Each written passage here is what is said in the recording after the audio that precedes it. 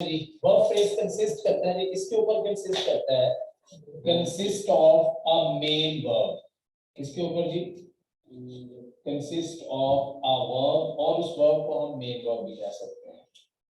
ठीक है जी। Verb phrase consist of a verb plus any, जी जी, ठीक है जी, प्लस एनी। अब इसके साथ एक और चीज भी है जी, और उसके बारे में वो कहता है जी प्लस एनी। क्या बोला? मॉडल और ऑक्सिलरी। क्योंकि वर्ब को हम तीन कैटेगरी में यूजुअली डिवाइड करके पढ़ते हैं। एक मेन होता है, मॉडल होता है, और थर्ड वन हेल्पिंग या ऑक्सिलरी। इसलिए किसी भी टाइप के हेल्प वर्ब आ जाए और वो फ्रेज फॉर्म में कन्वर्ट हो जाए तो वो वर्ब फ्रेज ही कहलाएगा। इसलिए उसको तीनों को मेंशन करते जा रहे हैं। हम कहते हैं जी, a verb phrase consists of a verb plus any modal और क्या जी, auxiliary। verb लिखने की जरूरत नहीं है जी, auxiliary अंडरस्टूड है, verb होता है, और auxiliary का मतलब भी होता है helping। ठीक है, चाहे आप helping कह लें चाहे auxiliary कह लें। ठीक है जी। अब इसमें होगा क्या? the main verb comes last in the verb phrase। ये इसकी कॉम्पोजिशन है। क्या कहेंगे? द क्या जी, the main verb comes in the last। ठीक है जी, वो लास्ट में आएगा, फ्रेज के अंदर लास्ट पोजीशन पर पड़ा हुआ होगा। फॉर एग्जांपल मैं कहता हूं जी, अभी जो हमने बोला था फॉन्ट, पुराना सेंटेंस कल वाला अगर हम देखें, मैंने पहला लिखा था pondering over puzzle is my hobby. अब इसके अंदर देखिएगा कोई वर्ब फ्रेज बन रहा है? Pondering over puzzles is my favourite hobby. क्या इसमें कोई वर्ब फ्रेज बन रहा है? इज माय फेवरेट हॉबी, ये क्या है? इज हेल्पिंग वर्ब आ रहा है, और माय के साथ मिलके, प्रोनाउन के साथ मिलके, और उसके बाद हॉबी नाउन मिलके, क्या ये फ्रेज नहीं बन रहा है? बन रहा है ना जी। तो जब भी वर्ब के साथ दूसरे वर्ड अटैच होके ग्रुप का वर्ड बन जाएंगे तो फिर, अच्छा अभी हमने कहा मेन वर्ब, सिर्फ मेन वर्ब एंड पे आएगा, हेल्पिंग और ऑक्सिलरी की या हमने मॉडल की बात नहीं की। समझ आई जी? तो आपने जब भी सेंटेंस को लेना है, आपने उसके पार्ट्स में डिवाइड करके देखना फ्रेजेस कितने हैं। ठीक है जी, फिर आप और अच्छे तरीके से सेंटेंस की अंडरस्टैंड डेवलप कर सकते हैं। कुछ बात समझ में आई? मैंने क्लू दिया आपको वो वाला सेंटेंस याद करवा के कि देखिए बात हम किसके ऊपर कर रहे थे? Pondering over puzzles. हमने कहा था ये नाउन फ्रेज है, यानी जेरन फ्रेज और नाउन फ्रेज बन गया। अब इसके बाद जो पड़ा हुआ है वो क्या है? वो भी तो वर्ब फ्रेज है ना, जिसका मतलब दो फ्रेजेस से मिलकर एक सेंटेंस बना है। जी जी प्लीज। मेन वर्ब तो है नहीं। हाँ हाँ, अभी कल भी तो हमने इसके ऊपर बात की। अभी वो उसकी तरफ आता हूँ, काफी सारी एग्जांपल्स हैं। कल हमने इसके ऊपर ही बात की थी, जब इज आर एम आ जाएगा, लिंकिंग वर्ब आ जाएगा, तो फिर एक्शन नहीं होगा। मेन वर्ब एक्शन डिस्क्राइब करता है, लिंकिंग या हेल्पिंग एक्शन डिस्क्राइब नहीं करते। समझ आ गई? अब आते हैं जो आपने बात की, एक पहली एग्जांपल बड़ी मजे की है जी। हम कहते हैं फ्लावर्स आर फ्लैटरिंग, इतना सा हम लिख देते हैं। ठीक है जी, बाकी हम ऐड करेंगे बाद में। Flowers are flattering, the flowers are flattering. असल में बड़े चुन चुन के सेंटेंस उठाने पड़ते हैं कि जिससे आपको इजीली समझ आ जाए। Flower, the flowers are flattering, मैं इसको अंडरलाइन करता हूँ। द फ्लावर्स आर फ्लैटरिंग, कहां पे फ्लटर कर रहे हैं जी? In fresh air, in fresh air, full stop. अब देखिएगा जी, द फ्लावर्स ये क्या है? ये नाउन है, फ्रेज तो बनेगा नहीं ना, चले अगर आपने फ्रेज कहना कह सकते हैं, क्योंकि इसके साथ इससे पहले क्या आ गया, आर्टिकल आ गया, 2 वर्ड हो गए। ठीक है, ये पूरा फ्रेज जो है नाउन फ्रेज है ना, और ये नाउन बन गया, और नाउन जो होगा वो ये पूरा फ्रेज क्या काम कर रहा है, सब्जेक्ट का, राइट। अब उसके बाद क्या है, हेल्पिंग, और हेल्पिंग के बाद ये मेन वर्ब आया हुआ है। अब ये 2 वर्ड मिलके क्या बन गए हैं, ये वर्ब फ्रेज बन गया। Is it clear? अब ये क्या, ये नाउन फ्रेज है, ये वर्ब फ्रेज है। इन फ्रेश एयर, ये क्या है, ऑब्जेक्ट है, और देखिए ऑब्जेक्ट की प्लेस पर भी क्या पड़ा हुआ है, फ्रेज। कौन सा फ्रेज है? Yes, prepositional phrase। और अगर हम देखें तो सेंटेंस किसके साथ मिलके बन रहा है, फ्रेजेस के कंबाइन होने से सेंटेंस बन रहा है। ये भी कह सकते हैं कि prepositional के साथ में नाउन फ्रेज भी, जी बिल्कुल है, बिल्कुल है, ऐसा ही है, डेफिनेटली है। कल ये बात मैंने क्लियर तो कर दी थी आपको, ऐसे ही है ना जी, एडजेक्टिव तो नहीं, एडजेक्टिव नहीं हो सकता ये फ्रेज किसी और चीज को क्वालिफाई नहीं कर रहा। हाँ, इसमें सिर्फ फ्रेश जो है वो एडजेक्टिव है, जो एयर को क्वालिफाई कर रहा है, यहाँ पे एडजेक्टिव है। अगर हम इन हटा दें और फ्रेश एयर लिखें तो फिर ये क्या हो जाएगा, फिर ये एडजेक्टिव फ्रेज बन जाएगा। अंडरस्टैंड, राइट जी? सर हम ऐसे कर सकते हैं, वैसे जो फ्रेज की हमने डेफिनेशन पढ़ी है उसमें ये कहते हैं नाउन सब्जेक्ट और वर्ब मिसिंग होता है फ्रेज में, तो हम उसको कंप्लीट सेंस नहीं देता है, तो ये हम कह सकते हैं 2-3 फ्रेज मिलकर कंप्लीट सेंस देते हैं। 2-3 फ्रेजेस मिलकर कंप्लीट सेंस देते हैं, अगर उनमें एक फ्रेज वर्ब फ्रेज भी होगा तो। Is it clear? सेंटेंस बनेगा ही तब जब उसके अंदर वर्ब होगा। अगर वर्ब नहीं है तो सेंटेंस मेक ही नहीं होता, फिर सेंस बनेगी ही नहीं। Is it clear? अगर मुख्तलिफ यानी different types of phrases combine हो गए हैं, लेकिन अगर उसके अंदर वर्ब फ्रेज नहीं आ रहा है तो समझ आइएगा वो कंप्लीट सेंस नहीं देगा, वो सेंटेंस में कन्वर्ट नहीं हो सकता। Got it ji? ओके, तो ये था जी। एक और अगर हम सेंटेंस की इसकी मिसाल ले लें, मैं कहता हूँ pretty plants could grow, pretty plants could grow. ये क्या है जी, कुड ग्रो? आपने बताना है जी सबसे पहले, कुड ग्रो क्या है? कुड ग्रो वर्ब है। ये 2 चीजें क्या हैं, ये कुड मॉडल है, मॉडल हेल्पिंग वर्ब है, ये मॉडल हेल्पिंग वर्ब है, और ग्रो क्या है, मेन वर्ब है। ठीक है जी, पहले मॉडल आ गया फिर मेन आ गया, तो क्या ये वर्ब फ्रेज बना या नहीं बना?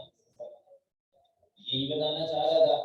Pretty plants could grow only in green garden। कहाँ पे जी? Only in green garden। तो ये only in green garden क्या है? ठीक है जी, only in green garden। ठीक है जी, एडवर्ब फ्रेज हो गया। ठीक है जी, और ये एडवर्ब फ्रेज क्योंकि एंड हो रहा है किसके ऊपर? नाउन के ऊपर, तो फिर ये नाउन फ्रेज भी हो सकता है। और हम इसको नाउन फ्रेज इसलिए कहेंगे कि ये पूरा फ्रेज कहां पे आ रहा है, on the place of object, that's why it will be called as noun phrase.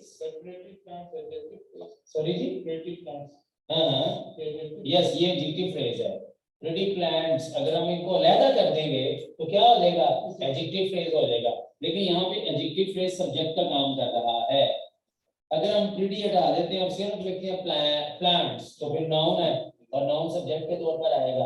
अब कितना अच्छा क्वेश्चन उन्होंने किया कि ये तो एडजेक्टिव फ्रेज बन गया है, और कहीं भी हमने ये नहीं कहा कि adjective as a subject use होता है। हाँ, adjective phrase as a subject use हो सकता है, कोई भी फ्रेज सब्जेक्ट की जगह पर आ सकता है, लेकिन एडजेक्टिव अकेला सब्जेक्ट की प्लेस पर नहीं आ सकता। इज इट क्लियर और नॉट? राइट हो गया जी। अब ये हमारा था जी कौन से वाला, वर्ब फ्रेज। अब हम मूव करते हैं किसकी तरफ, इंफिनिटिव फ्रेज। सबसे पहले तो जी इंफिनिटिव फ्रेज को देखना है, तो इंफिनिटिव फ्रेज बनता कैसे है, उसकी अगर फॉर्मेशन को देखें तो 2 plus first form of the verb, ये इसका फॉर्मूला होता है इंफिनिटिव का। इन्फिनिटिव का ये है, और infinitive two plus first form के साथ अदर वर्ड्स कंबाइन हो जाते हैं तो क्या बन जाता है जी, इन्फिनिटिव फ्रेज बन जाता है। ये इसका सिंपल फॉर्मूला बन जाता है, किसका, इन्फिनिटिव फ्रेज। तो इन्फिनिटिव फ्रेज करता क्या है जी, बिगिंस विद इन्फिनिटिव, अंडरस्टूड है, ठीक है। हम ये कहेंगे infinitive phrase begins with infinitive phrase begins with infinitive, और infinitive क्या होता है, two plus first form of the verb. कोई भी सेंटेंस, कोई भी फ्रेज जो two plus first form of the verb से स्टार्ट होगा वो क्या होगा जी, infinitive फ्रेज होगा। और क्या करेगा, infinitive फ्रेज क्या करेगा, with infinitive form of the verb और प्लस द रिलेटेड वर्ड्स। ये लिखना जरूरी है, प्लस क्या है जी, प्लस रिलेटेड वर्ड्स, जिसको मैंने ये लिखा हुआ है ना जी, प्लस रिलेटेड वर्ड्स, ये है जी, प्लस रिलेटेड वर्ड्स, इसके साथ रिलेटेड वर्ड्स को अटैच कर दिया जाता है, ठीक है जी। अब अगर हम मूव करें तो ये रिलेटेड वर्ड्स होते क्या हैं, ये देखना जरूरी है जी।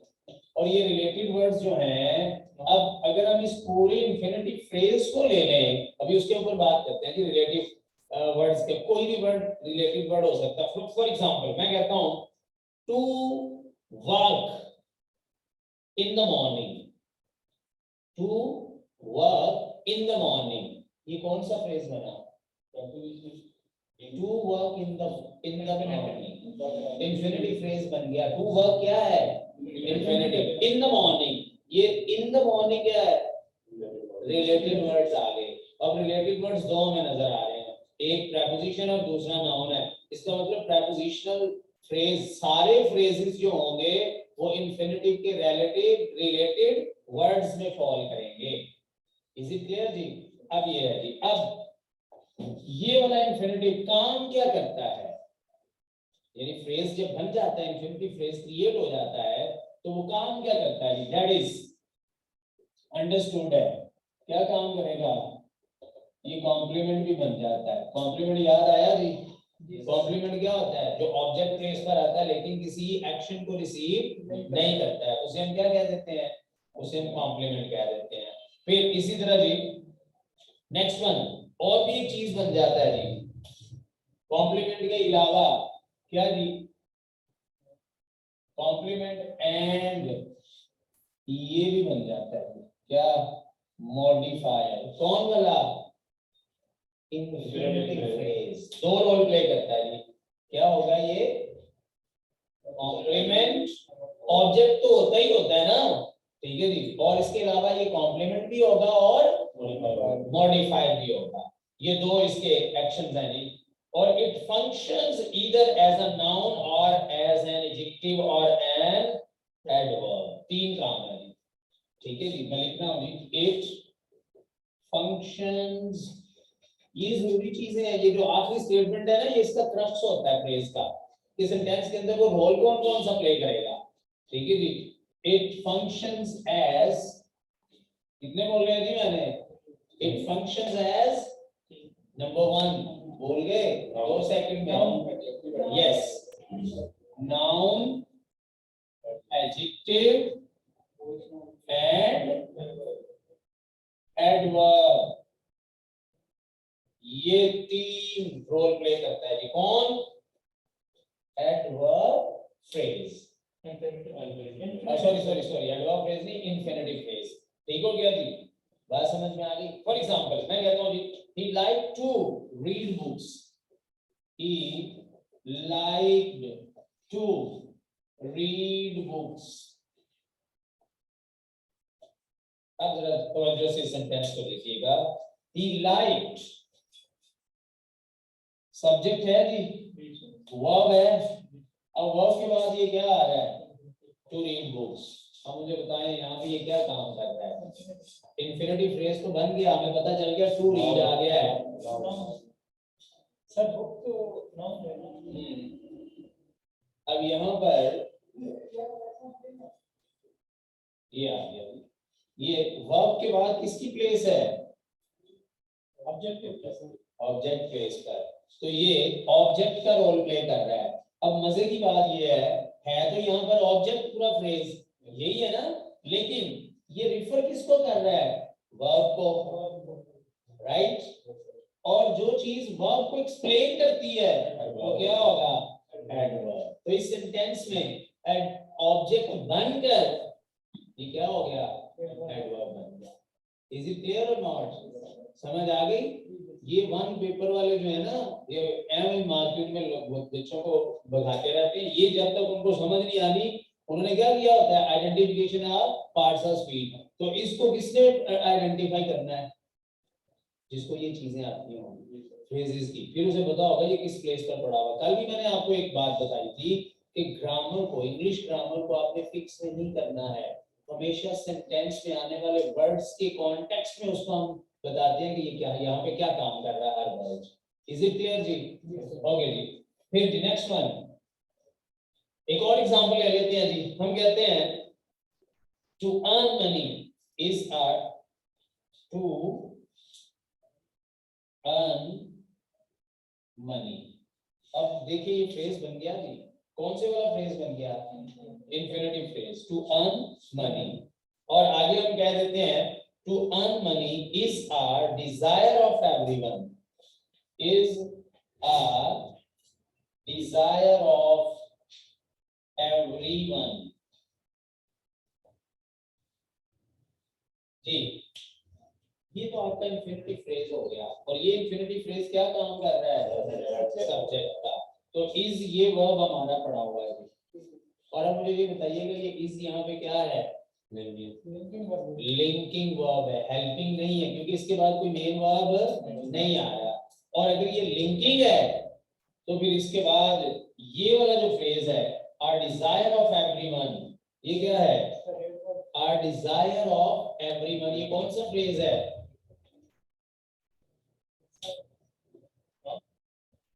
जी, बस हो गई। डिजायर ऑफ, डिजायर क्या होता है? नाउन होता है, नाउन से स्टार्ट हो रहा है, ये नाउन फ्रेज है। और किस जगह पर पड़ा हुआ है? ऑब्जेक्ट। नो, अब ये क्या बन गया है? ये कॉम्प्लीमेंट है भाई, क्योंकि ये आ ही लिंकिंग वर्ब के बाद आ रहा है। समझ आ गई बात? ओके जी, इज इट क्लियर? ओके, अब हम एक और एग्जांपल ले लिया जी। चलिए, ऑब्जेक्ट प्लेस पर भी चेक कर लिया इसको और सब्जेक्ट प्लेस पर भी चेक कर लिया। और कल वाले लेक्चर में मैंने क्या बोला था? जेरेंड और इंफिनिटिव दोनों काम करेंगे। क्या बोला? वो एज ए सब्जेक्ट भी आएंगे और एज एन ऑब्जेक्ट भी आएंगे। ये प्रैक्टिकली दोनों सेंटेंसेस में आपको नजर आया। आगे आके एक जगह पर ये ऑब्जेक्ट है और एक जगह पर ये सब्जेक्ट होगा। Is it clear? या मैं दो आपके सामने और एग्जांपल पुट कर देता हूं। मैं कहता हूं जी, to walk in the, to walk in the morning, to walk in the morning is a good activity. क्यों जी? to walk in the morning ये क्या है? infinitive phrase है। और is क्या है? linking verb है। a good activity ये क्या है? noun phrase, activity noun पे end हो रहा है और बन क्या रहा है यहाँ पर? कॉम्प्लीमेंट। इज इट क्लियर जी? अब हम इसको to walk in the morning को ऑब्जेक्ट प्लेस पर पुट करने की कोशिश करते हैं। ठीक है जी? तो हम कहते हैं जी, आई ऑलवेज लाइक क्या जी? To walk in the morning. क्यों जी? समझ आ गई जी? अब to walk in the morning क्या बन गया है? ऑब्जेक्ट बन गया, वो सब्जेक्ट नहीं रहा। इंफिनिटिव फ्रेज पहले में क्या है? सब्जेक्ट है और दूसरे में ऑब्जेक्ट है। यही हमने सीखने के लिए दोनों जगह पर पुट हो सकता है। ये इंफिनिटिव फ्रेज क्लियर होगी बात? ओके, नेक्स्ट वन हम मूव करते हैं जी। That should be prepositional phrase जी। लिखा हुआ है जी हमारा, that is prepositional phrase. Prepositional phrase क्या होता है जी? नाम आपको बता रहा है, वो फ्रेज जिसके अंदर प्रीपोजिशन इंटीग्रल पार्ट होता है, ठीक है जी, वो फ्रेज प्रेपोजिशनल फ्रेज कहलाता है। हम कहेंगे जी a prepositional phrase is a group of words. जरा तवज्जो से जी,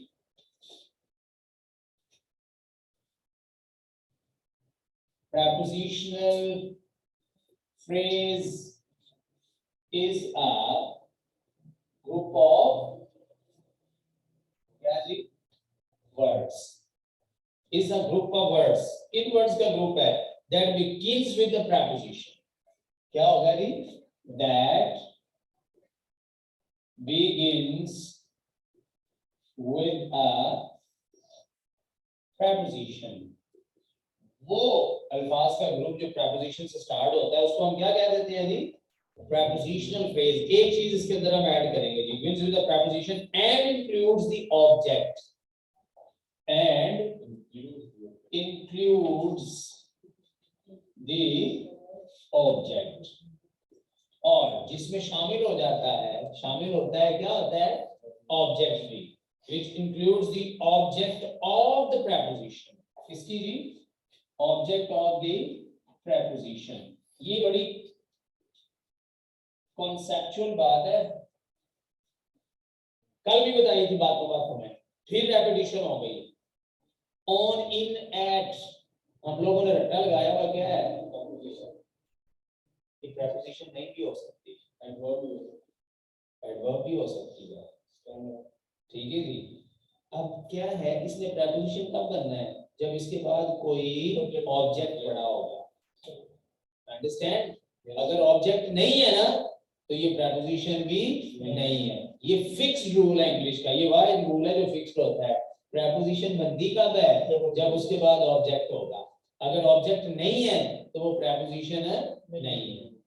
Is it clear जी? अब क्या कह रहा है? Prepositional phrase is a group of words that begins with the preposition and includes the object of the preposition। Right हो गया? अब आपको समझ जाना चाहिए, अगर preposition से स्टार्ट हो रहा है फ्रेज, लेकिन उसके बाद कोई नाउन ऑब्जेक्ट बनकर नहीं आ रहा है तो वो prepositional phrase नहीं होगा। वो नाउन फ्रेज तो हो जाएगा या कोई और फ्रेज तो बन जाएगा, लेकिन वो प्रेपोजिशनल फ्रेज नहीं होगा जब तक कि उसके बाद कोई ऑब्जेक्ट नहीं पड़ा होगा। इज इट क्लियर और नॉट? ओके जी। अब जी, it includes the object modifier also, ये चीज भी लिखने वाली है जी। इट इंक्लूड्स, इट किसको हम कह रहे हैं? फ्रेज को। Very good. इट इंक्लूड्स, इसमें शामिल होता है जी क्या? The objects modifiers also। इसके भी it includes the objects, ये objects है, यानी possession शो की जा रही है। Objects modifiers, objects modifiers। Is it clear जी? तो ये है जी इसकी प्रॉपर डेफिनेशन, जिसमें सारी चीजें किसकी कवर हो जाती हैं? prepositional phrase की। अब हम इसकी एग्जांपल ले लेते हैं जी। मैं कहता हूँ he is going to school। Yes, he is going to school। ये जो to school है ये क्या है? इन्फिनिटिव है। देखो लेकिन ये आप इन्फिनिटिव फ्रेज को कैसे कहेंगे? स्कूल वर्ब है, स्कूल तो नाउन है, इसका मतलब टू का ऑब्जेक्ट जो है वो स्कूल पड़ा हुआ है। टू स्कूल क्या बन गया? Prepositional phrase, right? अब ये इज गोइंग क्या है? अभी पढ़ा है, इज गोइंग वर्ब फ्रेज है। हेल्पिंग वर्ब या मॉडल वर्ब पहले और मेन वर्ब बाद में आ जाए तो वो कौन सा फ्रेज है? वो वर्ब फ्रेज है, ठीक है जी। और ही क्या है? ये प्रोनाउन और ये सब्जेक्ट का काम कर रहा है, अंडरस्टैंड?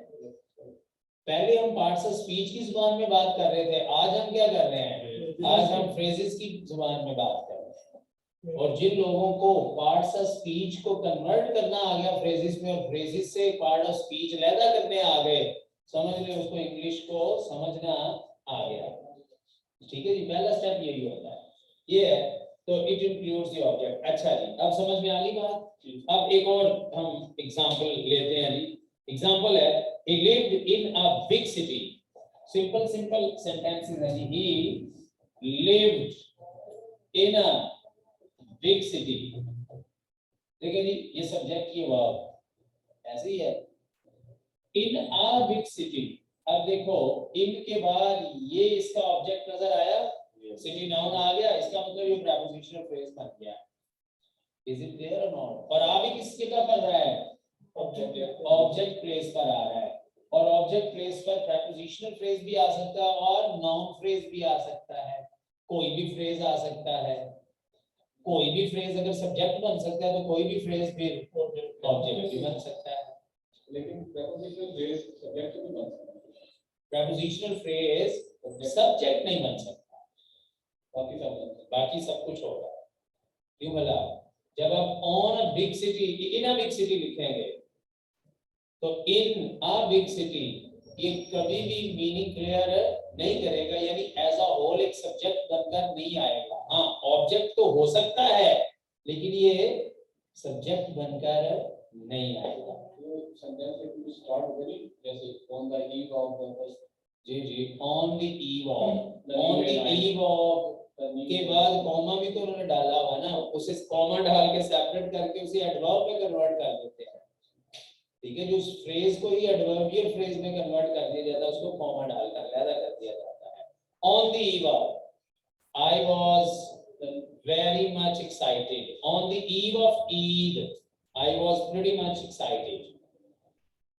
अब दो, पहला क्या है फ्रेज है, दूसरा क्लॉज है, दरमियान में क्या लगाओगे?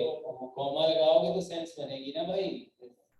अच्छा, अब आप बोले कि ऑन द ईव ऑफ, और आगे बोल रहे थे कुछ? on the eve of new year night हाँ, अब आगे I was very happy हाँ, आगे क्या लगाना पड़ रहा है?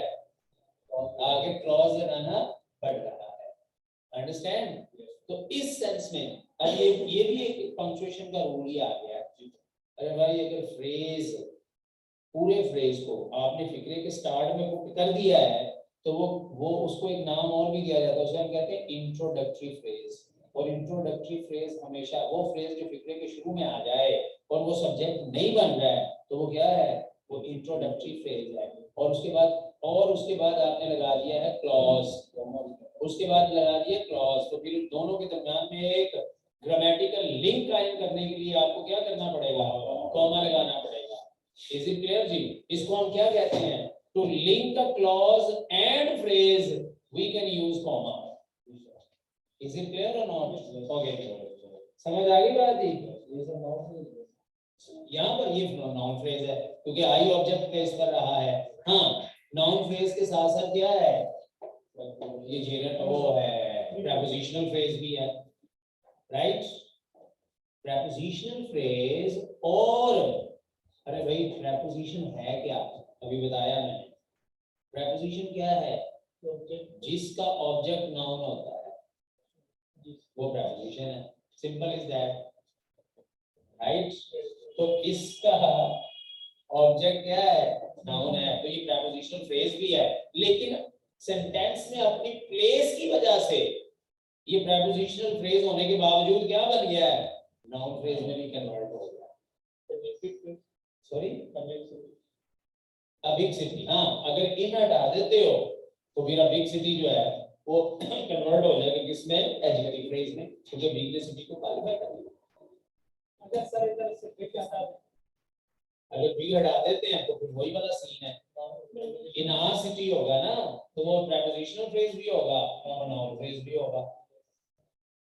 राइट हो गया? ओके जी, ले जी, ये प्रीपोजिशनल फ्रेज। और लास्ट में क्या रह गया जी हमारे? दो फ्रेज, जेनरल फ्रेज और पार्टिसिपियल या पार्टिसिपल फ्रेज भी उन्हें कहा जाता है। पार्टिसिपियल भी कहते हैं और पार्टिसिपल भी कहा जाता है, ये दोनों नाम है जी, लेकिन आजकल की मॉडर्न लैंग्वेज में इसको पार्टिसिपियल बोला जाता है, पार्टिसिपल से पार्टिसिपियल फ्रेज कहा जाता है। ओके जी, जेनरल फ्रेज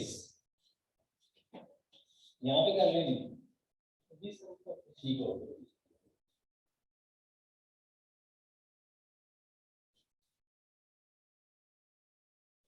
हमारे ब्रांड एम्बेसडर्स तो फिर आप ही है ना जी। अगर कोई क्वेश्चन है तो पूछें। कोई क्वेश्चन है?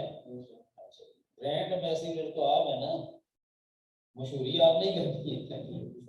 यदि कुछ समझ आती है ठीक है जी, अगर आपके कॉन्सेप्ट्स क्लियर होते हैं चीजों के, ठीक है जी, तो बताना तो आप नहीं है, वहां चले जाए वहां पढ़ लें, तो ये चीजें आपकी क्लियर हो जाएंगी, ठीक है। क्योंकि इतनी एडवर्टीजमेंट तो हम कर नहीं रहे हैं, बस वो सोच ही है, तो ये एडवर्टीजमेंट हमारी सबसे बड़ी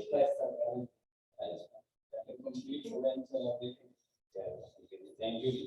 जेरंड फ्रेज जी, अब कल हमने इसीलिए जेरंड फर्स्ट लेक्चर में हमने जेरंड को डिस्कस किया था, याद है ना, मैंने डेफिनेशन लिखवाई थी, कोई बता सकता है? A word which gives the power of a word, कौन से वाला वर्ड? वर्ब, और वर्ब दो है, just word. सिर्फ एक होगा, जेरंड की दफा एक होगा, वो होगा पार्टिसिपल। पार्टिसिपल में फॉर प्रेजेंट पार्टिसिपल यानी इंग फॉर्म, फर्स्ट के साथ आप इंग फॉर्म जोड़ देते हैं, आईएनजी वाली फॉर्म, आईएनजी वाली फॉर्म, ठीक है जी, उसको हम कह रहे हैं आ वर्ड। जब हम आ वर्ड कह रहे हैं तो क्या है?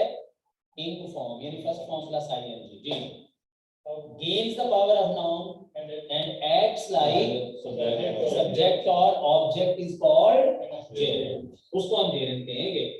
इज इट क्लियर जी? तो अगर gerund के साथ हम एक्स्ट्रा वर्ड जोड़कर उसे फ्रेज में कन्वर्ट कर देंगे तो वो क्या बन जाएगा? वो gerund फ्रेज बन जाएगा।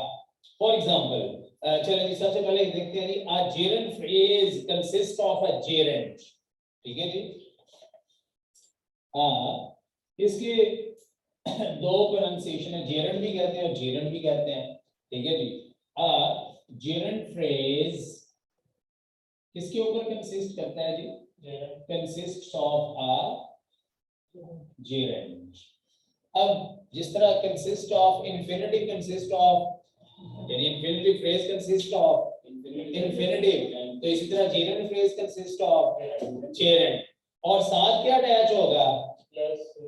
प्लस, राइट जी, जी रिलेटेड वर्ड्स जी। चले जोड़े जी, साथ साथ हम कहेंगे इट्स ऑब्जेक्ट्स एंड मॉडिफायर्स। क्या जी? It's objects and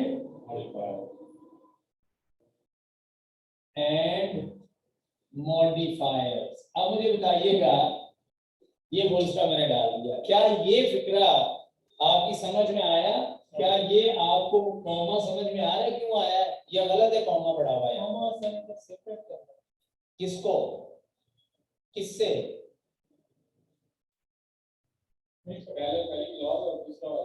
very good, एक ने फौरन पिक कर लिया, सिर्फ ऑर्डर बदला मैंने फ्रेज पहले लगा दिया, सॉरी क्लॉज पहले लगा दिया, फ्रेज बाद में लगा दिया। बात तो वही वाली है ना जो अभी थोड़ी देर पहले बता के आया हूँ। क्या बोला? अगर आप पहले फ्रेज को रखते हैं और बाद में क्लॉज जोड़ते हैं तो दरमियान में क्या लगाना पड़ेगा? तो यहाँ पे क्या हुआ है? क्लॉज पहले आ गया है, फ्रेज बाद में। देखें, देखो भाई, इट्स ऑब्जेक्ट्स एंड मॉडिफायर्स, ये क्लॉज है, सॉरी ये क्लॉज है या फ्रेज है? ये फ्रेज है। अब क्या हमें देखेंगे, gerund phrase consists of a gerund, ये पूरा क्लॉज है, और क्लॉज को और फ्रेज को सेपरेट करने के लिए कॉमा लगाया था। समझ आ गई बात जी? क्लियर हो रही? आपको समझ आई जी? अगर हम इसका ऑर्डर बदल लें, मैं कहता हूं जी it's objects and modifiers comma a gerund phrase consist of a gerund, फिर आप फौरन से समझ जाएंगे क्या बात हो रही है। तो इसको हम बोलते हैं inverse order. Sometimes sentence inverse order में भी आ जाता है, तो आपको दोनों तरीकों से इसका पता होना चाहिए। अंडरस्टैंड? ओके जी। फिर जी एक और चीज जी, वो क्या कह रहा है इसके बारे में? It functions like a noun and is used as a subject. समझ ले क्या कह रहा है? ये तो अंडरस्टूड है, पहले भी बताया हुआ है। क्या करता है कि ये it functions as a noun। क्या बोला? इट किसको हम कह रहे हैं? जेरंड फ्रेज को। It functions as a noun, और जो नाउन होता है वो दो ही काम करता है, या वो सब्जेक्ट होता है या ऑब्जेक्ट होता है। तो क्या कह रहे हैं?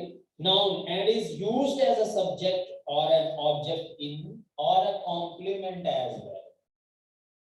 Is it clear? क्या जी?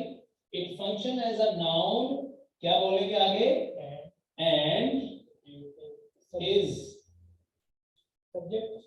and is used as, ठीक है जी, and is used as a subject, object and a complement as well, and a complement as well, और एक कॉम्प्लीमेंट के तौर पर भी यूज हो सकता है। तो जी बात क्लियर हो रही? तो कंफ्यूजन? राइट जी। अब हम देख कहते हैं जी he like writing comic books, क्या है जी? he like writing comic books, सही जी? ठीक है जी, बिल्कुल सही है। he likes writing comic books, very good जी, ਤੁਸੀਂ ਤੇ ਗਲਤੀਆਂ ਕੱਢਣ ਲੱਗ ਗਏ ਹੋ। वेरी गुड, ठीक हो गया। he likes writing comic books जी, देखें, यस वेरी गुड, ये सब्जेक्ट है हमारा, ये लाइक्स क्या है? वर्ब है, और वर्ब के बाद ये राइटिंग जेरेंट क्यों बोला? वर्ब के बाद क्या आता है? ऑब्जेक्ट, और जब भी फॉर्म ऑब्जेक्ट पर पड़ी होगी तो क्या कहलाएगी? जेरेंट कहलाएगी। और कॉमिक बुक साथ दो वर्ड और अटैच होकर फ्रेज में कन्वर्ट हो गया। अब ये पूरा जेरेंट फ्रेज किस पे प्लेस पर आया हुआ है? ऑब्जेक्ट प्लेस पर। he likes writing comic books, ये बात क्लियर हो गई? ठीक है जी। अगर हम इसी को कन्वर्ट कर दें सब्जेक्ट में तो हम ये कह सकते हैं writing comic books is really interesting activity, क्यों जी? Writing comic books is really interesting activity। हमने उसी ऑब्जेक्ट को कहां ले आए? सब्जेक्ट प्लेस पर उसे सब्जेक्ट बना दिया। जी जी बोलिए, तो क्वेश्चन करने लगे थे। कॉमिक बुक सिर्फ कॉमिक बुक एडजेक्टिव है। Yes yes yes, comic book adjective phrase होगा, क्योंकि बुक नाउन है और कॉमिक एडजेक्टिव बन गया, उसने क्वालिफाई कर दिया किसको? नाउन को, एडजेक्टिव फ्रेज हो जाएगा। Comic book writing comic book जी, वो अंडरस्टूड है, जो जेरेंट है वो नाउन है, वो नाउन फ्रेज भी कहलाएगा, वो अंडरस्टूड है। इस सेंटेंस पर नाउन फ्रेज में भी आएगा जी, नहीं होता है, क्योंकि जेरेंट होता है, ऑलमोस्ट भी नहीं कहते, इसमें हम ऑलमोस्ट निकाल देते हैं, पॉसिबिलिटी नहीं है, एग्जैक्टली ये नाउन है।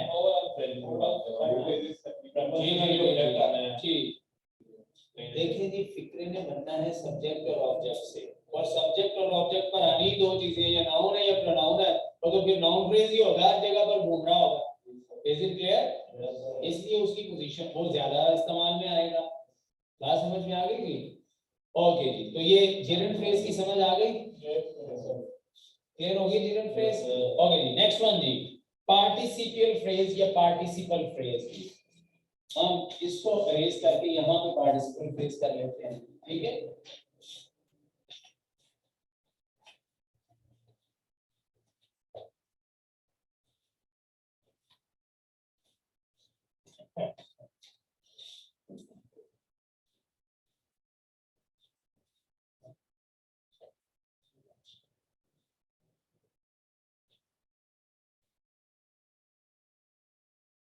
Participial phrase, participle से ड्राइव वैल्यू participial phrase होता है। A phrase consists of a participle, a phrase consists of a क्या जी? participle, वो phrase जो participle पर consist करता है और क्या करता है जी? plus a modifier, दो चीजें आ गई, plus a modifier. A phrase consists of a participle plus a modifier. अब ये काम क्या करता है जी? It functions as an adjective and मैं लिख देता हूँ, सुनिएगा क्या? And it is used as, अभी बोला है जी मैंने क्या? It is used as an adjective. It is you, देखें कल मैंने इसकी डेफिनेशन बताई थी, बताया ना एंड पे, a word जो कि इन फॉर्म भी है थर्ड फॉर्म भी है which is partly verb and partly adjective। तो ये जो पार्टिसिपल है वो दो ही काम करता है, या वो क्या होगा, या वो verb होगा या adjective होगा। तो फिर हमने यहाँ पे क्या कहा हुआ है, is used as adjective। इसीलिए मैंने डेफिनेशन पहले दी थी कि जब हम ओवरऑल फ्रेज बनाते हुए बात करेंगे तो आपको समझ आनी चाहिए कि यहाँ उसको एडजेक्टिव क्यों कहा जाता है। जी, जैसे स्टनिंग कहा था, बात समझ में आ गई थी। ओके, तो क्या कह रहे हैं जी, used as an adjective and is separated by commas. ये बड़ी मजे की बात है, ये एक नई चीज है जी। क्या मैंने बोला है जी, it is used as an adjective और क्या होगा, and is separated by commas. आगे मैं क्या लिख रहा हूं जी, and is separated by commas। ये जो स्टेटमेंट लिखी है इसकी समझ आ गई आप लोगों को? जो कुछ यहाँ तक लिखा गया समझ में है? अच्छा ठीक हो गया, वेरी गुड हो गया। अब हम इसको सेंटेंस फॉर्म में अप्लाई करने लगे हैं। मैं कहता हूँ जी, the baby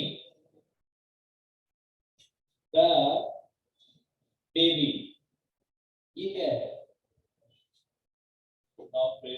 very good subject है, ठीक है जी। मैं कह रहा हूं द बेबी वीपिंग लाउडली, यानी वीपिंग लाउडली। आगे मैं फिर कॉमा डाल रहा हूं, इज। अब मैं यहां पे लिख रहा हूं इज, क्या है जी, इज हंग्री। क्या कर रहा है जी, इज हंग्री। समझ में आई? क्या है जी, ये दो कॉमास के दरम्यान में ये जो फ्रेज पड़ी हुई है ये क्या है, ये पार्टिसिपल फ्रेज है। अगर इस को हम यहां लगा दें तो फिर ये वर्ब फ्रेज में कन्वर्ट हो जाए, राइट। और ये वर्ब बाद में आया, इसका मतलब वीपिंग लाउडली क्या बन गया, एक फॉर्म ने, वीपिंग ने लाउडली को, क्यों जी, क्या एडजेक्टिव एंड वर्ब को क्वालिफाई करता है? एडजेक्टिव एंड वर्ब को क्वालिफाई करता है। एडजेक्टिव सिर्फ और सिर्फ नाउन को क्वालिफाई करता है। इज इट क्लियर और नॉट? ठीक है। अब मजे की बात क्या है कि ये वीपिंग लाउडली इज, ठीक है, हम बात किसकी कर रहे हैं, पार्टिसिपल फ्रेज। तो इसीलिए हमने यहाँ पे लिखा था कि पार्टिसिपल फ्रेज को हम कॉमा से सेपरेट कर जाते हैं ताकि कोई कंफ्यूजन ना आए, ठीक है जी। द बेबी इज हंग्री भी तो हम लिख सकते हैं ना, द बेबी इज हंग्री। देखिए जी, इसी को हम लिख देते हैं जी, the baby is hungry. Sense तो इधर भी बन रही है क्या नहीं? तो ये दरमियान में पुट करने की क्या जरूरत थी भाई? एक्स्ट्रा इंफॉर्मेशन दे रहे हैं, तो इसका मतलब होता है कि एक्स्ट्रा इंफॉर्मेशन के लिए जब भी आप पार्टिसिपियल फ्रेज यूज करेंगे तो it could not be become the integral part of the sentence, it should be separated from the commas. समझ आ गई बात? चलिए मैं बता देता हूं। मैं ये कह रहा हूं कि अगर आपने एक सेंटेंस के अंदर क्या यूज करना है, पार्टिसिपियल फ्रेज को यूज करना है और उसको एक्स्ट्रा इंफॉर्मेशन के तौर पर यूज करना है, तो फिर वो कभी भी कॉमा के बगैर नहीं आएगा। क्यों नहीं आएगा? क्योंकि वो एडिशनल इंफॉर्मेशन है और एडिशनल इंफॉर्मेशन कभी भी सेंटेंस के मेन स्ट्रक्चर का पार्ट नहीं होता है। अंडरस्टैंड? अब चले, अभी इसलिए भी आपको इतनी समझ नहीं आ रही कि दो कॉमास, कल भी बताए थे, दो कॉमास जो होते हैं उसको हम ब्रैकेटिंग कॉमा कहते हैं, और ब्रैकेटिंग कॉमा हमेशा ब्रैकेट का काम करती है। जहां ब्रैकेट होती है इसका मतलब है एडिशनल चीज है इसके अंदर, तो ये भी एडिशनल इंफॉर्मेशन का काम कर रहे हैं। Is it clear? और जो चीज ही एडिशनल है वो सेंटेंस का पार्ट नहीं हो सकती। एक और एग्जांपल लेते हैं जी, हम यहाँ पे नीचे हम कहते हैं द मैन ड्राइविंग कार, ये बड़ी मजे की है देखो, हम कहते हैं the man comma driving car. अब मुझे एक बात बताओ भाई, ये जो ड्राइविंग कार है ये किसको क्वालिफाई कर रहा है? यस, जो आदमी है ना जिसकी बात हो रही है वो क्या है? वो ड्राइविंग कार है। नाउन को, तो ये नाउन को क्वालिफाई कर रहा है, इसलिए इसे एडजेक्टिव फ्रेज कह रहे हैं। अंडरस्टैंड और नॉट? और यहाँ पर भी क्या है? वीपिंग लाउडली कौन है? बेबी है। यहाँ पर भी ये किसको क्वालिफाई कर रहा है? दैट्स व्हाई ये पूरा फ्रेज क्या हो गया? एडजेक्टिव फ्रेज हो गया। समझ आ रही बात? अब जी ड्राइविंग कार क्या कर रहा है जी? Is my friend, is my friend. अब अगर इसको दरमियान में हटा भी दें तो सेंटेंस क्या बनेगा? The man is my friend, the man is my friend. अब आप चाहते हैं कि इसी सेंटेंस के अंदर फर्दर एक्सप्लेनेशन आ जाए इस आदमी की कि ये क्या है, तो आपने बता दिया कि वो कौन है? द मैन ड्राइविंग कार, वो जो कार चलाने वाला आदमी है ना वो कौन है? इज इट क्लियर और नॉट? तो जो पार्टिसिपियल फ्रेज है वो क्या काम करता है? तो पार्टिसिपल तो एक और भी होता है, ये तो प्रेजेंट पार्टिसिपल है, एक पास्ट पार्टिसिपल भी होता है ना जी, थर्ड फॉर्म वाला भी पार्टिसिपल है। अब मैं कहता हूँ आई सा अ कार, क्या जी? आई, यहाँ लिखो नीचे, I saw a car comma damaged, damaging नहीं है, क्या है? डैमेज्ड। किसमें है जी? In an accident, damaged in an accident. ऐसा car damaged in an accident, ये डैमेज्ड इन एन एक्सीडेंट क्या है? ये भी पार्टिसिपल फ्रेज है। ये किसको एक्सप्लेन कर रहा है? इस कार को, नाउन को। लेकिन यहाँ पर इंग नहीं है, यहाँ पर थर्ड फॉर्म है, ये पास्ट पार्टिसिपल है और ये क्या है? प्रेजेंट पार्टिसिपल है। कुछ फ्रेजेस प्रेजेंट पार्टिसिपल से बनेंगे और कुछ पास्ट पार्टिसिपल से, लेकिन दोनों होंगे क्या? पार्टिसिपियल फ्रेज होंगे। और पार्टिसिपियल फ्रेज मोस्ट प्रोबेबली क्या काम कर रहे हैं? एडिशनल इन्फो देने का। Is it clear? कोई कंफ्यूजन? कॉन्सेप्ट्स क्लियर हो गए हैं? तो पार्टिसिपल फ्रेज और एडजेक्टिव फ्रेज सेम ही होते हैं, क्योंकि पार्टिसिपल होता है एडजेक्टिव है। राइट हो गया जी? और कोई क्वेश्चन? जी जी प्लीज। वीपिंग लाउडली ये एडवर्ब फ्रेज नहीं होगा। नहीं, ये नहीं कहना कि एडवर्ब के बाद वर्ब, क्या क्या आपने अभी? वर्ब से पहले एडवर्ब नहीं, बहुत सारे एडवर्ब्स हैं जिनके बाद में एडवर्ब आता है, कुछ हैं जिनसे पहले आता है, इसको हम प्लेसमेंट ऑफ एडवर्ब कहते हैं। जरूरी तो नहीं है कि पहले हो, जरूरी भी नहीं है कि बाद में हो, वो काइंड ऑफ या टाइप ऑफ एडवर्ब के ऊपर डिपेंड करता है कि कौन सी टाइप जो है वो एडवर्ब को, वर्ब कौन सी टाइप है जो एडवर्ब को पहले रखती है और कौन सी टाइप है जो एडवर्ब को अपने बाद में लेती है। Is it clear? दोनों जगहों पर आपको नजर आएंगे, ये नहीं है कि वो बाद में ही होते हैं या पहले ही होते हैं, दोनों जगह उनकी होती है। वो अब नई चक्कर में पड़ जाएंगे, वो जब एडवर्ब स्टार्ट होगा तो उसके ऊपर हमने इन डिटेल सारी इसके ऊपर डिस्कशन करनी है कि प्लेसमेंट ऑफ एडवर्ब होता क्या है, किसको कहाँ रखना है। एक छोटी सी वैसे मैं एक एग्जांपल पुट कर देता हूँ। मैं कहता हूँ जी he is always late। अब ये जो always है ये इससे पहले एक बाद में है, पहले तो ये तो बाद में he is always या he always is late। तो जब भाई लिंकिंग वर्ब होगा, लिंकिंग वर्ब के बाद एडवर्ब आ रहा होगा। इसी तरह एडवर्ब ऑफ मैनर है, ठीक है। मैं कहता हूँ कि आई लाफ लाउडली, जो आई लाफ लाउडली, अब ये जो है जो लाफ है ये कौन सा वर्ब है? कहना ये है कि जो लाउडली है ये एडवर्ब है ना, तो जो कौन से वाला एडवर्ब है, ये एडवर्ब ऑफ मैनर है। एडवर्ब ऑफ मैनर हमेशा मेन वर्ब के बाद में आता है, पहले नहीं आता है। अब मैं कहता हूँ जी this book is worth reading या रीडिंग वर्थ, अब एडजेक्टिव पहले आ गया, नाउन बाद में आ गया। इज इट क्लियर और नॉट? तो ये नहीं है, ये डिपेंड करता है प्लेसमेंट के ऊपर। जी जी, इस तरह तो फिर इनका क्वेश्चन ठीक है कि एडवर्ब फ्रेज भी है, क्योंकि वर्ब के बाद आ रहा है, एडवर्ब ऑफ मैनर नहीं आ रही।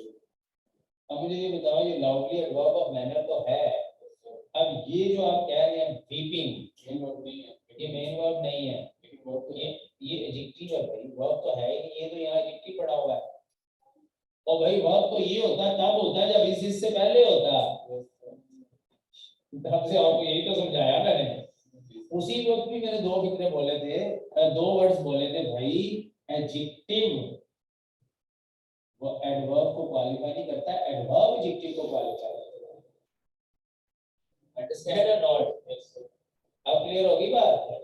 तो ये एडवर्ब फ्रेज नहीं होगा, अंडरस्टैंड और नॉट? लेकिन इसमें एडवर्ब एडजेक्टिव को तो क्वालिफाई कर रहा है, जी कर रहा है, फिर एडवर्ब फ्रेज बन नहीं सकता। जी बन सकता है, लेकिन अगर उनकी जगह सही होगी तो ठीक है। एडवर्ब को पहले आना है, एडजेक्टिव को बाद में आना है, ठीक है जी। इसको यहाँ इससे, क्योंकि ये एडवर्ब ऑफ मैनर है, तो एडवर्ब ऑफ मैनर वर्ब के साथ कंबाइन होता है, एडजेक्टिव के साथ तो वो कंबाइन होता ही नहीं है। आप फिर उसी बात पर अड़े हुए हैं, आप इसको फिर वर्ब बनाने जा रहे हैं। मैं कह रहा हूँ ये वर्ब नहीं है, एडजेक्टिव है, ऐसा बात है, ठीक है जी, राइट। तो ये है जी आपके क्या टाइप्स ऑफ फ्रेजेस। अब आई थिंक सो कि फ्रेजेस का आपने एक दफा ऑपरेशन कर लिया, समझ आ गई कि फ्रेजेस क्या है और कैसे हो, अंडरस्टैंड जी। अब हम जी हमारा मोस्ट इंपॉर्टेंट टॉपिक जो है, और ये सीएसएस पीएमएस और जितने भी वन वर्ड एग्जाम होते हैं, वन पेपर एग्जाम होते हैं आपके, उसके लिए बड़ा नेसेसरी है। और वैसे भी कॉमन अंडरस्टैंडिंग ऑफ ग्रामर के लिए भी बहुत जरूरी है, जिसको हम कहते हैं सब्जेक्ट वर्ब अग्रीमेंट, ठीक है जी। अब इसको स्टार्ट करने से पहले एक बड़ी इंपॉर्टेंट बात आपसे मैंने पूछनी है, जिसको इस चीज का पता नहीं है ना, वो सब्जेक्ट वर्ब अग्रीमेंट को कर ही नहीं सकता है, वो बहुत से एरर करेगा। क्या वर्ब सिंगुलर प्लूरल होता है? कैसे होता है? Very good. नाउन तो सिंगुलर प्लूरल होता है ना। अगर आप नाउन को सिंगुलर से प्लूरल में कन्वर्ट करते हैं तो क्या फॉर्मूला यूज करते हैं? एस लगा देते हैं, IES लगा देते हैं, ठीक है।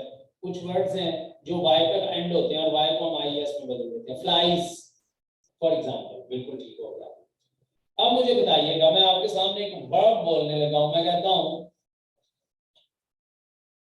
I या we pray, we pray daily।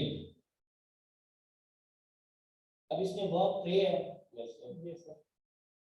तो ये सिंगुलर है या प्लूरल है? कैसे? क्योंकि प्लूरल जो नाउन है उसके साथ हम वी, प्लूरल नाउन तो इसमें है ही नहीं, वी तो नाउन है ही नहीं, ये तो प्रोनाउन है। और सब्जेक्ट अच्छा जी, सब्जेक्ट प्लूरल है इसलिए वर्ब प्लूरल है, तो कैसे प्लूरल है बताएं मुझे। अगर सिंगुलर होता तो इसके साथ ऐसा आ जाता, किसके साथ? वर्ब के साथ। नहीं सर, कुछ ये ऐसे, ओके जी जी, सर कुछ ऐसे वर्ड होते हैं ना जो सिंगुलर होते हैं जबकि प्लूरल की मीनिंग देते हैं, वो तो जैसे नाउन्स होते हैं। There are some nouns which look like singular but they give plural sense, like cattle, वो सिंगुलर है लेकिन सेंस प्लूरल देता है। पॉपुलेशन जी, तो वो तो नाउन है, मैं तो वर्ब की बात कर रहा हूँ। देखो सवाल को शायद लगता है बेस्ट हो गया, नहीं, मैंने तो कोई इतना मुश्किल क्वेश्चन आपसे नहीं पूछा है, ये है बेसिक मिसकॉन्सेप्शंस। अब सुन में अपने माइंड में एक बात को क्लियर कर लें, by default first form of the verb, her verb की फर्स्ट फॉर्म होती ही प्लूरल है। क्या बोला है? डिफॉल्ट हर वर्ब की फर्स्ट फॉर्म प्लूरल होती है। जी, वर्ब होता ही प्लूरल है इन फर्स्ट फॉर्म।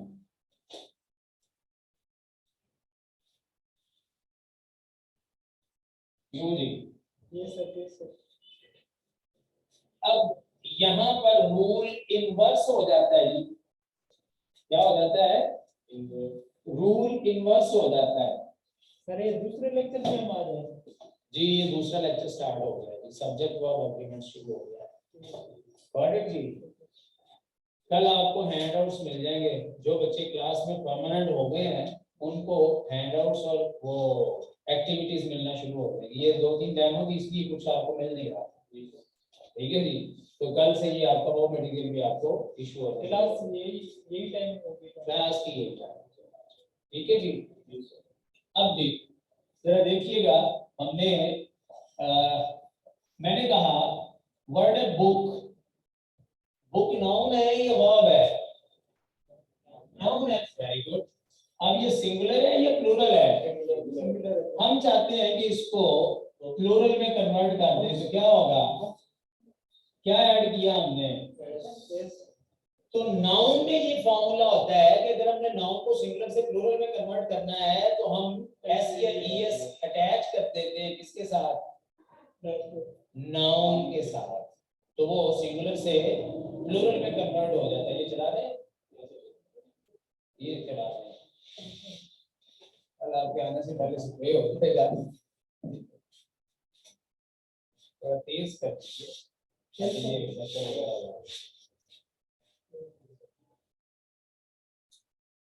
अब इसी रूल को जब हम वर्ब के ऊपर लगाते हैं तो यही रूल इनवर्स हो जाता है। इनवर्स होने का मतलब क्या है कि वर्ब की फर्स्ट फॉर्म सिंगुलर नहीं रहती, वो क्या होती है? वो प्लूरल होती है। यानी वर्ब प्लूरल से सिंगुलर में जाता है और नाउन सिंगुलर से प्लूरल में कन्वर्ट होता है। नहीं समझ में आई? सर ये वर्ब वाली से ऐसा नहीं समझ में आएगा। नहीं सर, मैंने नाउन वाली कहा समझ आ गई। कि नाउन हमेशा सिंगुलर से प्लूरल में कन्वर्ट होता है, तो वर्ब क्या होता है? वर्ब प्लूरल से सिंगुलर में जाता है। फॉर्मूला वही है। अटैच क्या होगा? एस या ईएस। सर वर्ब को मिसाल अभी मिसाल देते हैं। अब वर्ब की फर्स्ट फॉर्म, अभी जो मैंने फिक्रे में बोला था, क्या बोला था? ट्रेड। अगर हम इसको सिंगुलर करेंगे तो क्या हो जाएगा? प्रेज। मैं कहता हूँ जी I pray, he praise. Verb plural से सिंगुलर में और नाउन सिंगुलर से प्लूरल में। इतनी सी गेम है, इसको उलट दिया जाता है वर्ब को। ठीक है, अब ये नहीं कहना है कि उधर सब्जेक्ट प्लूरल था इसलिए अपने वर्ब, तो फिर वो क्वेश्चन करेगा मुझे बताओ ये वर्ब कैसे प्लूरल है। तो वर्ब कैसे प्लूरल होता है अभी बता दिया है। बाय डिफॉल्ट हर वर्ब की फर्स्ट फॉर्म होती ही प्लूरल है। ये आंसर है इसका। सेकंड और थर्ड दोनों से ठीक है जी। क्या? Second second form of the verb, उसका नंबर से ताल्लुक ही नहीं होता है। आपने देखिएगा ही, शी, इट, वी जितने भी होंगे उनके सब के साथ सेकंड जो है वो सेम ही होगी, उसको बदला नहीं जाता है। लिहाजा सेकंड का नंबर से कोई लिंक नहीं होता है, वो सबके साथ वही आती है, सेकंड ही आती है। कुछ बात समझ में आ गई जी? ओके, ये चीज जरूरी थी जो पहले ही डिस्कस करने वाली थी। अब जी हम स्टार्ट कर रहे हैं जी सब्जेक्ट वर्ब एग्रीमेंट।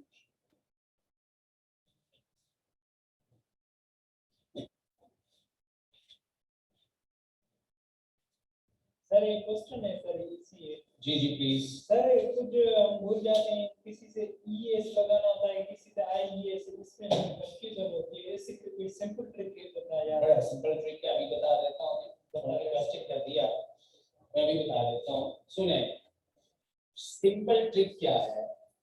कोई भी वर्ब जो, ये देखें मैं जब वर्ब लिख रहा हूँ तो वर्ब से मुराद क्या है? V1 यानी first form of the verb.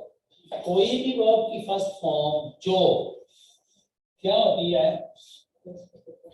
ends at o सही है सर, x s सिंपल या डबल s, सही है सर, ch या sh या y।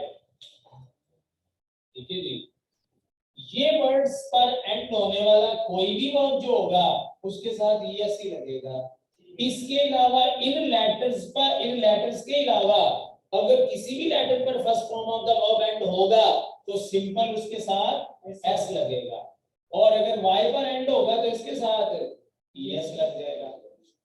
फॉर एग्जांपल मैं कहता हूं जी गो, वर्ब है, फर्स्ट फॉर्म है, किसमें एंड हो रहा है? अब es ही लगेगा इसके साथ, अगर आपने इसका सिंगुलर बनाना है तो। समझ आ रही है? जी सर, इसी तरह जी हम कहते हैं x के ऊपर, जैसे ये वर्ड है वैक्स, अब होता है ना वैक्स, जी सर, इरिटेट करना भी होता है, डरना डराना भी होता है। जैसे कहते हैं ना आई सा अ वैक्सिंग ड्रीम, देखें आई सा वर्ब है और वैक्सिंग यहाँ गिट्टी बन गया, ड्रीम से पहले आ गया, कोई प्रेजेंट पार्टिसिपल बन गया ना। ठीक है जी, या अब जो वैक्स है ना इरिटेट करना, he is vexing me, he is irritating me, तो वैक्स वर्ब भी होता है, राइट जी। तो वैक्स एक्स पर एंड हो गया तो क्या होगा? es ही आएगा। अब मैं कह देता हूं कन्फेस, कन्फेस क्या है?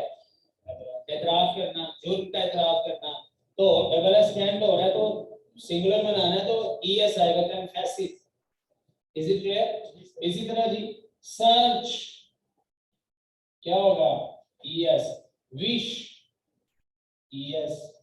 अब इन तमाम वो वर्ब्स जो इन लेटर्स पर एंड होंगे उनके एंड पे es ही आएगा, और जो y पर होगा उसको y को ies में कन्वर्ट कर दिया जाता है, ies में। ठीक है जी, और इनके अलावा जो भी लेटर होगा, जैसे वर्ड आ गया जी, मैं कहता हूँ जी लिखा अभी हमने I play cricket, yes, I wash my, ठीक है जी, लेकिन एसएच आ गया, इसका मतलब यहाँ पे वॉश ईएस लगाना पड़ेगा आपको। हम कह देते हैं जी कोई एक सिंग, तो क्या होगा? एस आएगा, बस ईएस इसके साथ कभी जो नहीं ये हटाया। प्ले सर, इसका प्ले के साथ तो मैं सिर्फ एस भी लगाते हैं जी इसके एस लगाते हैं, सिर्फ चंद एक होते हैं जो वाई को आई एस में बदला जाता है, बाकी इनके साथ एस ही लगाना है।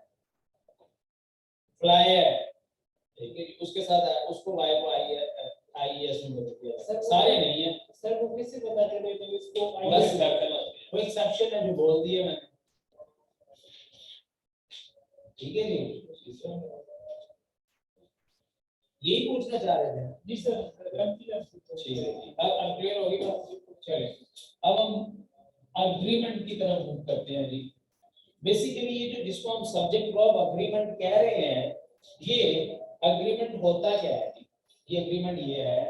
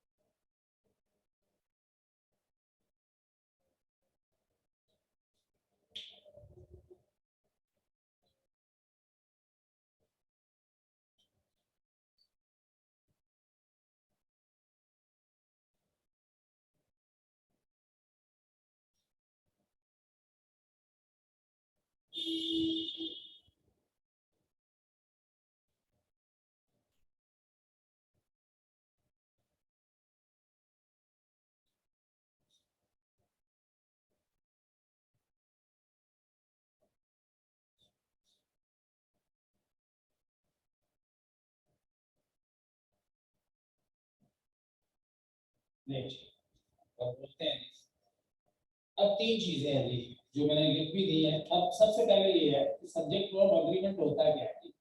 Subject should be according to no मैंने ऑलरेडी कह दिया verb should be according to subject. ये यूनिवर्सल रूल है सेंटेंस स्ट्रक्चर का कि वर्ब ने हमेशा किसके अकॉर्डिंग आना है, सब्जेक्ट के अकॉर्डिंग। और कल हमने आज भी डिटेल में देख लिया कि सब्जेक्ट के तौर पर कौन कौन सी चीजें इस्तेमाल में आती है। Noun, pronoun, gerund, infinitive, gerund phrase, infinitive phrase, and every type of phrase can be used as a subject or object. Understand these? Only, not only preposition. जी, except preposition. ठीक हो गया जी। अब जब ये सब्जेक्ट है तो सब्जेक्ट जैसा है हमेशा दो चीजों से सब्जेक्ट को देखा जाता है जो नीचे लिखी हुई है। सब्जेक्ट का नंबर भी होता है और सब्जेक्ट का जेंडर भी होता है। ये तो हमें समझ में आ गया कि सब्जेक्ट अग्री विद वर्ब और वर्ब अग्री करता है दो लिहाज से, नंबर और जेंडर के पॉइंट ऑफ व्यू से। नंबर का मतलब तादाद 1 2 3, यानी अगर आपका सब्जेक्ट सिंगुलर है तो वर्ब भी सिंगुलर, ये नंबर है। अगर आपका सब्जेक्ट मैस्कुलिन है तो वर्ब मैस्कुलिन होना चाहिए। वर्ब तो नॉन लिविंग है, वर्ब का मैस्कुलिन होना जरूरी नहीं है। लेकिन ये क्या कह रहा है, does the subject agree with its gender. क्या सब्जेक्ट अपने जेंडर के एतबार से अग्री कर रहा है वर्ब के साथ। जैसे हम कहते हैं कि हम ही नहीं लगा रहे, हम शी लगा रहे हैं। अब जेंडर बदल गया है, ही भी सिंगुलर है, शी भी सिंगुलर है। अब वर्ब वही रहेगा, ही प्लेस भी हो सकता है, शी प्लेस भी हो सकता है। ठीक है जी। अब जेंडर का जो होगा जब उसके बाद उसका प्रोनाउन का केस आएगा। ही प्लेस इन हिज हाउस, अगर हम ये कह देते हैं ही प्लेस इन हर हाउस, गड़बड़ हो गई, जेंडर अग्री नहीं किया।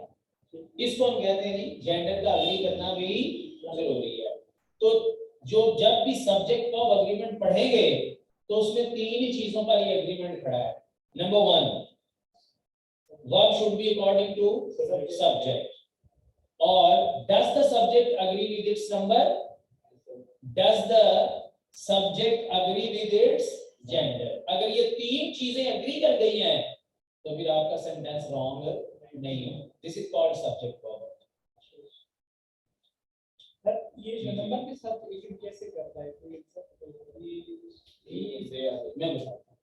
मैं कहता हूं जी वी प्लेज क्रिकेट, कितना ठीक है, सिर्फ आप बोलेंगे क्या ये फिक्रा ठीक है। वी प्लेज क्रिकेट, एरर क्या है,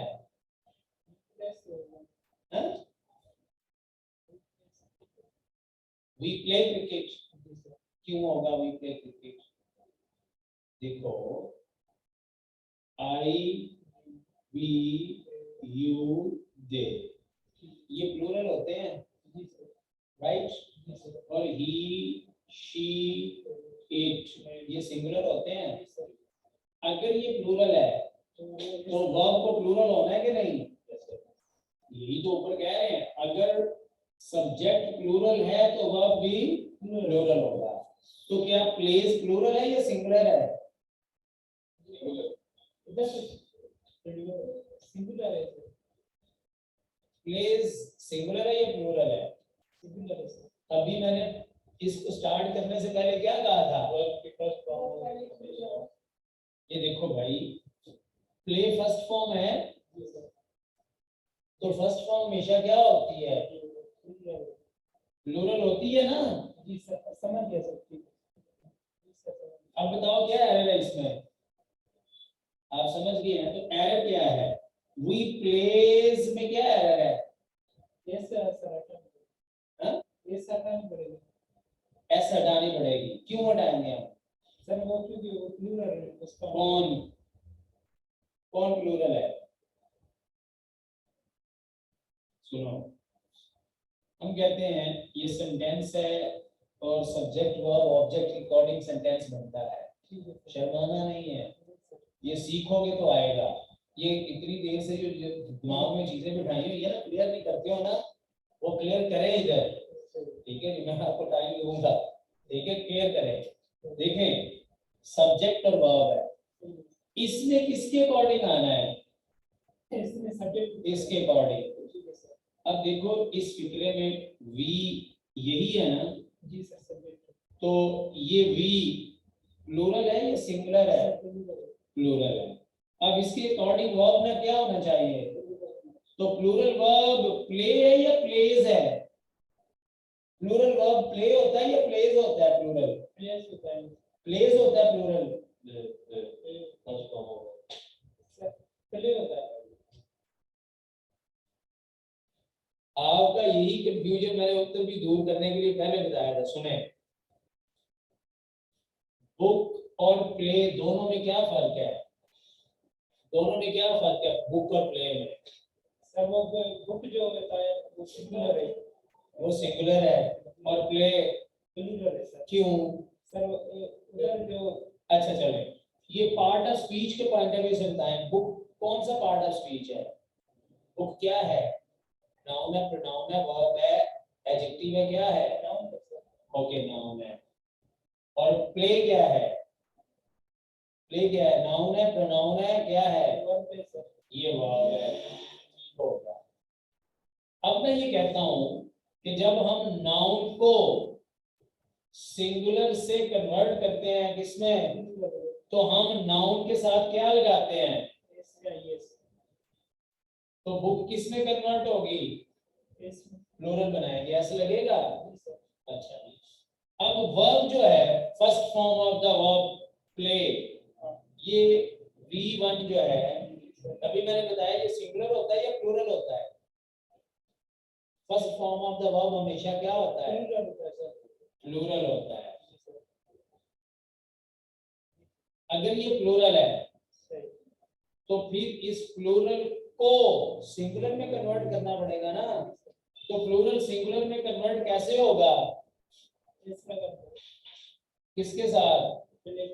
अब सिंगुलर बन गया, तो इधर क्या है? ये सिंगुलर है, तो ये क्या है? तो फिर वर्ब और सब्जेक्ट आपस में अग्री कर रहे हैं, तो फिर उसको अग्री करवाएंगे कैसे? ऐसे हटाएंगे। फिर यही तो मैं आपसे पूछ रहा हूँ, क्या एरर है इसमें? क्लियर हो गया? अच्छा ठीक है, ये उसका लिख दिया मैंने बोला था, लिखा नहीं, नोट नहीं किया पहले से वो online V1 is always plural in sense.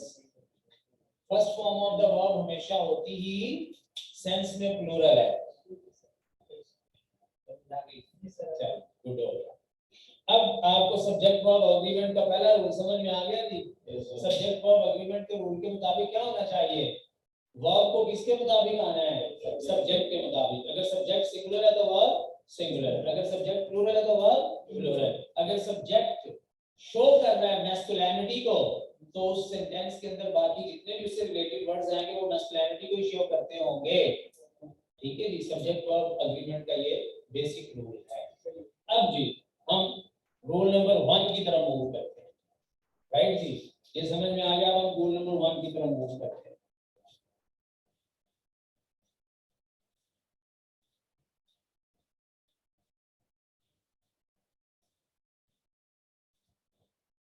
Language वाला काम होता है कि लैंग्वेज में कोई डिफरेंस नहीं आता है, तो प्लेयर ही आएगा तो ई के साथ भी। हाँ, तो अभी मैंने एक्सप्लेन किया था, वो बाद में आने वाले प्रोनाउन से डिफरेंशिएट होता है। यानी ही है ना, तो उसका पोजेसिव प्रोनाउन हिज है, तो वो हर नहीं लगा सकते। हर अगर शी है तो फिर हर आएगा। राइट हो गया? ठीक है। अब जी रूल नंबर 1 हमें क्या कहता है? ये वही वाली बात जो हमने यहाँ की है उसको रूल की फॉर्म में लाने लगे हैं। ठीक है जी, रूल नंबर 1 हमें ये कहता है, a singular subject, a singular subject,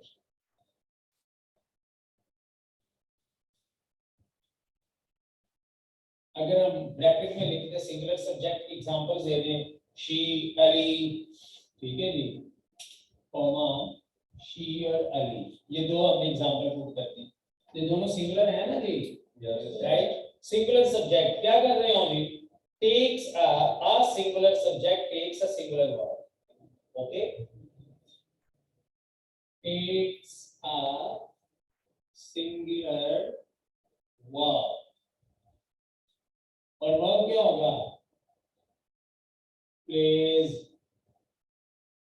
helps, etc. ये भी सिंगुलर ही होगा ना ऐसे लगता है, ठीक है जी, ओके जी। फिर हम क्या कहते हैं जी, whereas a plural verb, इसका उलट आ जाएगा whereas, जहां पे whereas लगाया जाएगा, whereas कनेक्टर है, जी कनेक्टर है, और कनेक्टर होकर क्या कर रहा है, उसके उलट चीज दे रहा है, ठीक है, और इसको कंजंक्टिव एडवर्ब भी हम कह सकते हैं, ठीक है।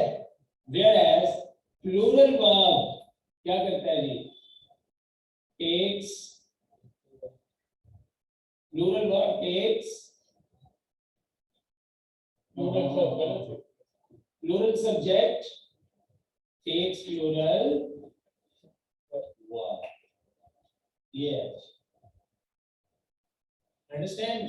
जैसे हम कहते हैं जी, we play cricket, he plays cricket, ये प्लूरल है तो प्लूरल वर्ब, ये सिंगुलर है तो सिंगुलर वर्ब, ठीक हो गया जी। ये हमारा रूल नंबर 1 है। रूल नंबर 2 हमें क्या कहता है, रूल नंबर 2 हमें ये कहता है कि if two subject words joined by, ये रूल नंबर 2 आ गया जी, if two subject words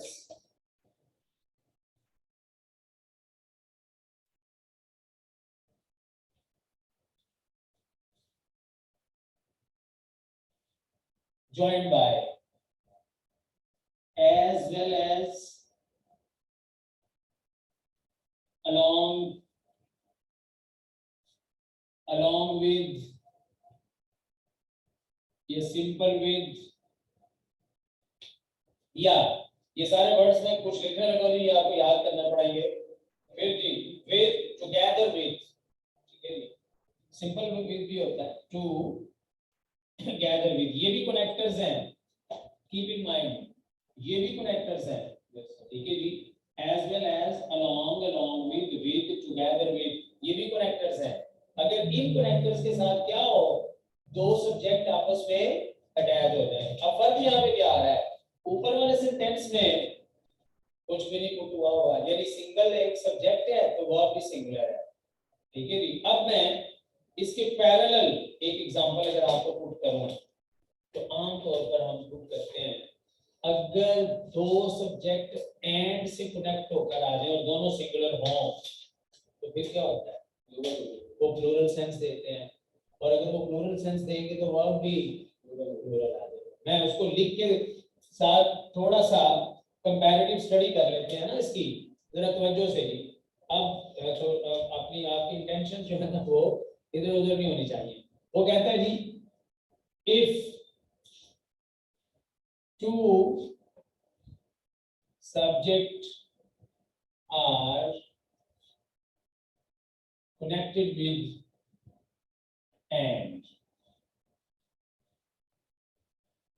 if two subjects are connected with and, अब ये देखो if से स्टार्ट हुआ है, if क्या है,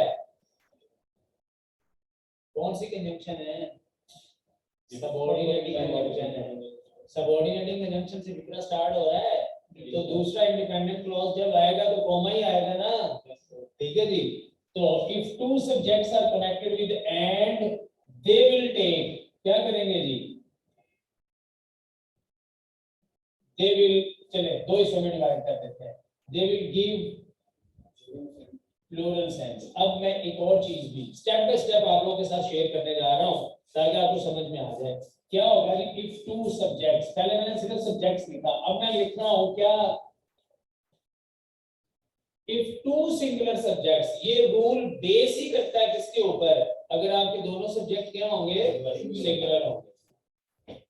if two singular subjects are connected with and, और वो एंड से कंबाइन हो जाएंगे, तो they will give plural sense. और अगर वो सेंस प्लूरल देते हैं तो फिर वर्ब भी प्लूरल आएगा। They will take plural verb. Rule समझ में आ गया जी? अब मैं एग्जांपल चले पहले उसकी लिख लेते हैं दो जल्दी से। बाबर एंड रिजवान। चले जी, बाबर एंड रिजवान ने तो आ लिया आज। अच्छा जी ठीक है जी, बाबर एंड रिजवान जी, लुक होगा या लुक्स एनर्जेटिक, क्या होगा जी?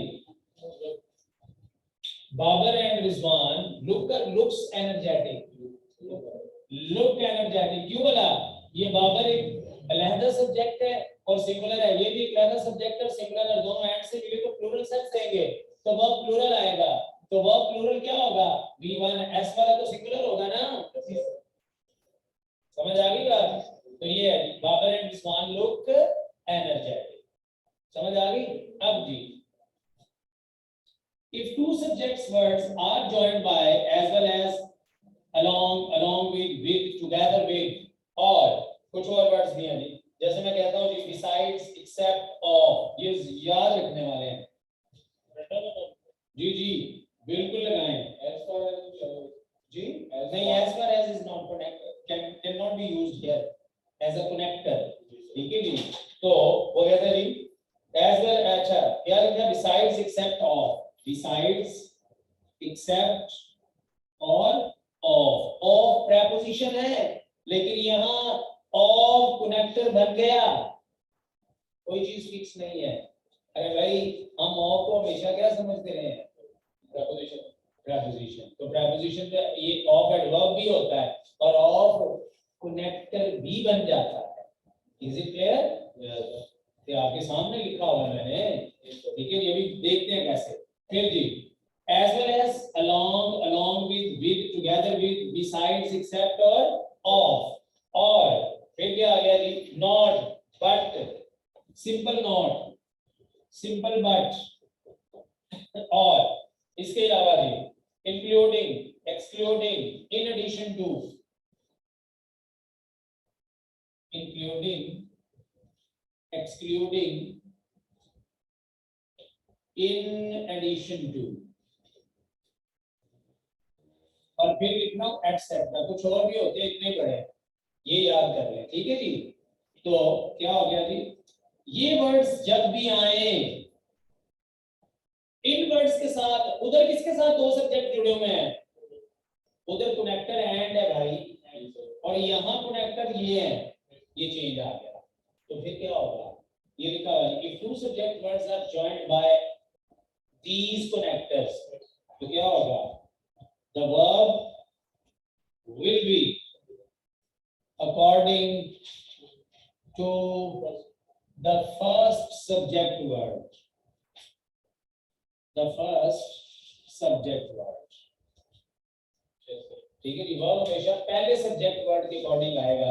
अगर हमारा फर्स्ट सब्जेक्ट वर्ड सिंगुलर है तो वर्ब भी सिंगुलर, अगर हमारा फर्स्ट सब्जेक्ट वर्ड प्लूरल है तो वर्ब भी प्लूरल। फॉर एग्जांपल हम कहते हैं जी the principal as well as the teachers। अब पहला सब्जेक्ट वर्ड कौन सा है? और ये टीचर्स, ये एस टू सिंगुलर है, अब वर्ब क्या होगा? सिंगुलर होगा, प्लूरल नहीं होगा। The principal as well as the teachers are या is going to attend the meeting, तो क्या होगा फिर? is are होगा या is होगा? is हो। समझ आई बात जी? क्लियर हो गया? ये है जी हमारे बेसिक 2 रूल्स। और कल बाकी का ही हम सब्जेक्ट वर्ब एग्रीमेंट लेके चलेंगे। और भी काफी कल वो आपको तकरीबन सब्जेक्ट कल के कल, क्योंकि कल हमारे पास एक ही इसका लेक्चर बाकी है, कल मैंने आपको तकरीबन 20 से 22 टूल्स इसके करवाने हैं स्पीडीली, ठीक है जी। कल इसको हमने फिनिश कर देना और अगले टॉपिक पे मूव करना है, और कल इसकी असाइनमेंट भी आपको मिल जाएगी और इससे रिलेटेड यहाँ बैठ के करने वाली भी और साथ लेके जाने वाली। ठीक हो गया जी। अगर कोई क्वेश्चन है तो वो आप पूछिए। कॉम्प्लीमेंट क्या होता है, ठीक है। चलिए मैं बता देता हूँ जी। ऑब्जेक्ट हमेशा वो वर्ड होता है या वो ग्रुप ऑफ वर्ड्स होता है जो किसी एक्शन को क्या करता है, रिसीव करता है। और कॉम्प्लीमेंट एक्शन रिसीव नहीं करता है, वो वर्ड होगा या कोई ग्रुप ऑफ वर्ड यानी कोई फ्रेज होगा और वो हमेशा लिंकिंग वर्ब के बाद में पड़ा होगा, उससे पहले कोई मेन वर्ब नहीं होगा। नहीं समझ में आई बात? थोड़ी सी। They are good players। अब मुझे ये बताएं, ये आर क्या है? वो सारी बातें डिस्कस करने के बाद अभी भी हम उसी नुक्ते पर लिंकिंग वर्ब है। तो अब ये गुड प्लेयर्स जो है ये क्या है? ऑब्जेक्ट है। कैसे ऑब्जेक्ट है? ये ऑब्जेक्ट नहीं है, ये कॉम्प्लीमेंट है। इसको ऑब्जेक्ट नहीं कहेंगे। ऑब्जेक्ट वो है जो एक्शन रिसीव करेगा। लिंकिंग वर्ब कौन सा एक्शन करता है भाई? लिंकिंग वर्ब के साथ आ जाए तो कॉम्प्लीमेंट हो जी।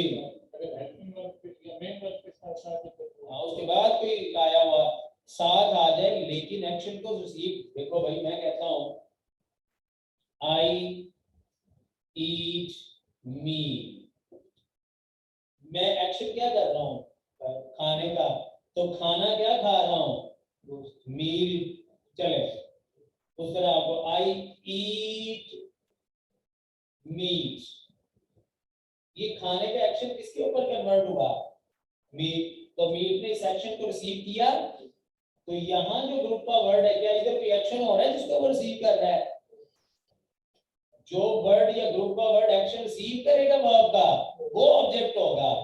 ठीक है जी, नहीं तो वो फिर कॉम्प्लीमेंट कहलाएगा। चलिए, और किसी का कोई जी? चलिए, thank you so much ji.